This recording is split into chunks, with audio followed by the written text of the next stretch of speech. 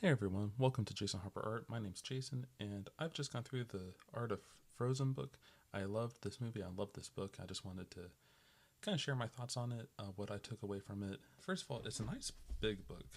Um, the pictures are nice and large, and it has a very good balance of images and explanation, which I love. You can really see the thought process that went into the movie. The format is pretty standard. Um, let's just kind of flip through it. First of all, you have the kind of introduction, talks about, it's based off of the Snow Queen loosely, and how they went from doing a Snow Queen movie to doing kind of their own movie. Um, in the prologue, they talk a lot about how they decided to make it a sister movie. Um, it kind of goes on through this chapter doing, some storyboards. Kind of goes through some of the location design. It then starts getting into character design. I'm not showing every page because obviously, if you want to see every page, you can buy the book. It then goes. They have a chapter specifically on costume design, which I thought was really cool, talking about their use of different materials and the different patterns on the costumes.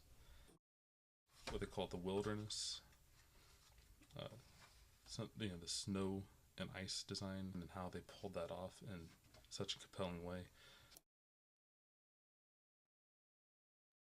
A little bit more about their design of the Snow Queen, and then returning to Arendelle and some, again, location design at the end of the movie once everything's frozen. So I wanted to go through my takeaways and highlight a few things.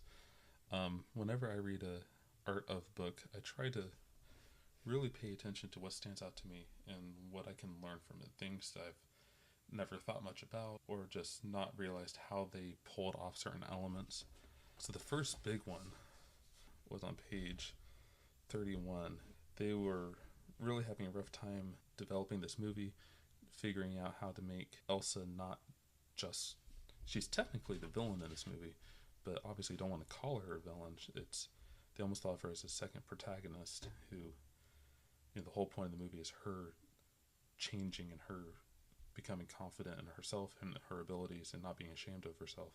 They were having a rough time coming up with an ending.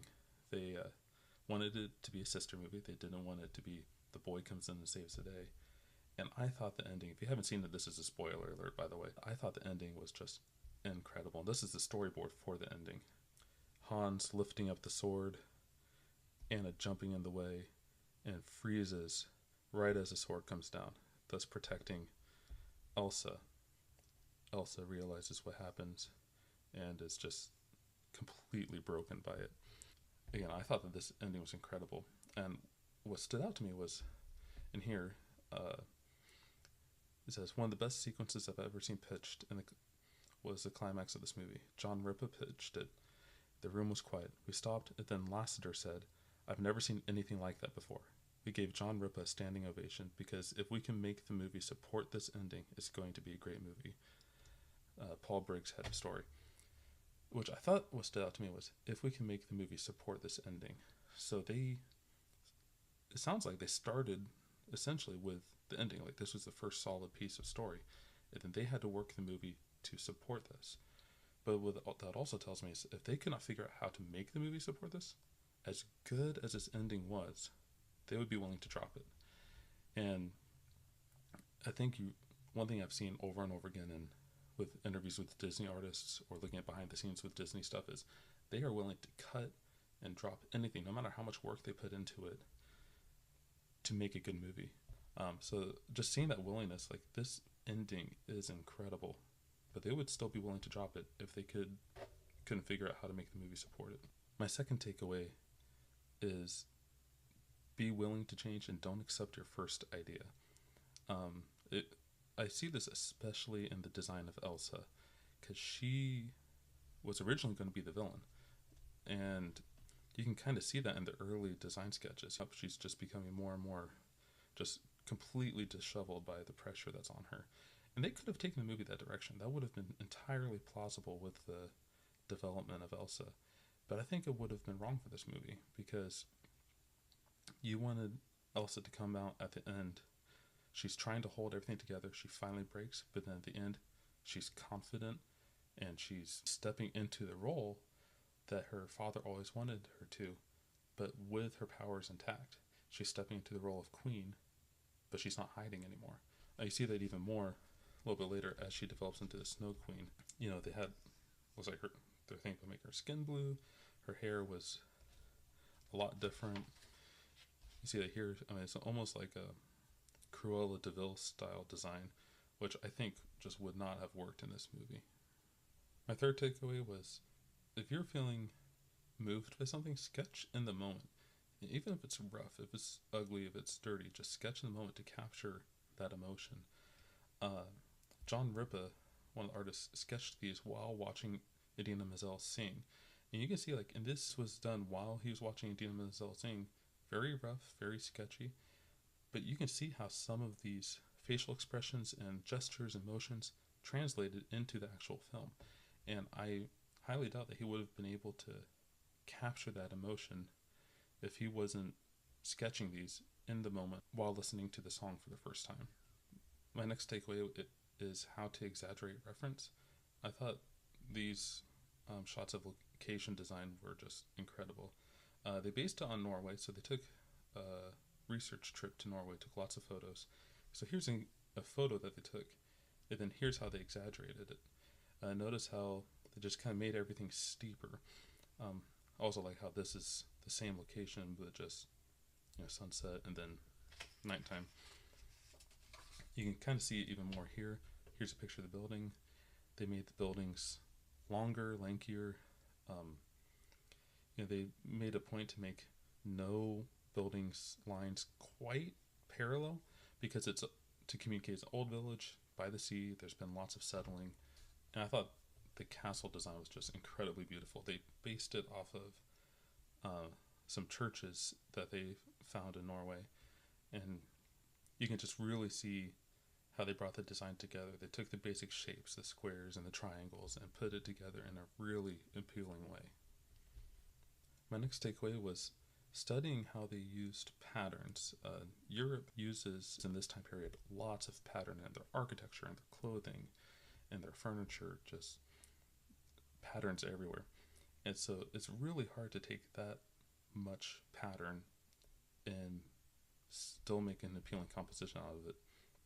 And I thought they did a really good job. You know, example here is all the patterns are very shades of green. All the walls are very shades of green, except for the furniture. The furniture is red, so that creates a very clear contrast. I'm willing to bet that that's part of the reason why Hans and Anna, their hair is red, so they can stand out against, you know, these cooler, these green backgrounds. You can see that here too. You know, Anna's bedroom is just lots of pinks, lots of purples, and then her dress during this part of the movie was blue. So that just makes her, again, stand out so clearly.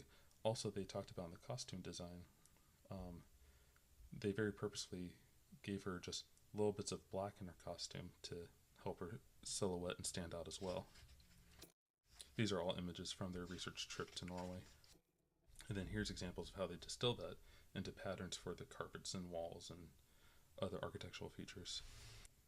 Another thing I learned was just really thinking about material and how it moves, especially in costume design. You know, they kind of mapped out the weight of her cloak here as she twisted and turned and walked. And that just really helps, I'm sure, the animators know how to animate, because you don't want this heavy cloak looking like a, I don't know, flimsy piece of silk if it's animated wrong, and just you lose that belief that she's in the environment she's in. You have to pay really close attention to that. Also, I like this, you know, no, cowboy boot for Anna's boots. You know, they even went as far as to, you know, every material in her costume they mapped out. Here's an example of young Anna dress. And they have, you know, every material, just the slight designs and the material it is, whether it's silk, whether it's velvet. So just take careful look at costume design or really anything, and think about the material it is and how that material actually operates in real life. I thought this picture in particular was really good of showing how to make people stand out in a crowd, especially when you have in a royal setting lots of different colors, lots of, everyone's wearing a suit, everyone has similar costumes. How do you make them stand out? So in this one, all the ladies have dark hair except for Anna and Elsa. Also, all the ladies I notice have fairly monochromatic dresses, and Anna and Elsa have a variation, and they also have elements of black to, again, help them silhouette. Every male, it has a dark suit on except for Hans. Also, they all have dark hair, he has red hair. So just those little things really helps them pop out of the page. So you see noise, and then your eye goes to the main characters. I just thought this page was cool. Talking about location design, I just thought this progress of how it says Lisa Keene drew these, of how to design and make a tree was just really cool. You can almost see how she just swished a paintbrush around and then added textures onto it. I also thought that this was really interesting. They took careful thought in tree design and how the ice would develop on trees. I thought this was interesting too. I'm pretty sure this was intentional, how the tops of the trees are very circular and you have a lot of kind of oval shapes, which, when you look off in the distance, you see lots of snow and ice, but then when you're under the trees, you have these pokey branches that are covered in icicles. So it creates kind of like, if you're where you are in an environment, it's sharp, it's threatening, but looking out in the distance, you see soft, snowy landscape. I just thought that was a very clever design. The next takeaway I thought was interesting was how you can take a common element. Trolls are everywhere in fantasy, but you can still make it your own. They had this idea of making them based off of boulders, and they're like these little rock people. And I thought that was a really smart move, because they're trolls, but they're not like any trolls I've ever seen. Some of the initial designs, looked almost Smurf-like. The next takeaway is, don't be afraid of hard elements. Just really, really study how those elements work, and then manipulate the different aspects of it to fit your story. They really studied snow, snowflakes, ice, how the light refraction works, how snowflakes are formed. They had meteorologists and scientists come in and give them science lessons on snow, and that really came through in the design. And they figured out how to manipulate the light, the color, to fit the story. They had this cool idea of, you see the snowflake pattern appear in anything Elsa directly touches. So you see that in the movie, as she walks, sometimes the snowflake pattern appears as she conjures up ice. The way it flows is how, snow flows. And they took that and really incorporated that into the design of the ice palace, the design of her special effects. And I think they just really, really pulled that off in a really compelling way, because they weren't afraid of it and they studied it really, really in depth. So my last takeaway is really map out how key elements work. And I thought that the detail they put into, and spoiler alert, when Anna is completely frozen was incredible. And little things I didn't even notice when I'm watching the movie, but they had to think out and plan out and animate how as she got frozen, her eyes dilated, and just how that little detail really communicates, you think she's dead, you think she's gone. Also, again, anything Elsa directly touched has snowflake pattern. So you start to see the snowflake pattern appear in Anna's skin. And that really communicated the fact that Elsa did this. And that just heightens Elsa's guilt and pain when this happens. So, I hope you enjoyed this video. If you want to see more reviews of art of books, I'd be happy to do them. Again, my key of getting an art of book is really study it and sketch from it and highlight the portions that stood out to you and learn what the masters are doing. If you are interested in buying this book, I have an affiliate link in the description below. You can click that, go to Amazon, and no extra cost to you. You can help support the channel. If you want to see more of these or follow my journey as I learn to become an artist, please subscribe, and I hope you have a wonderful day.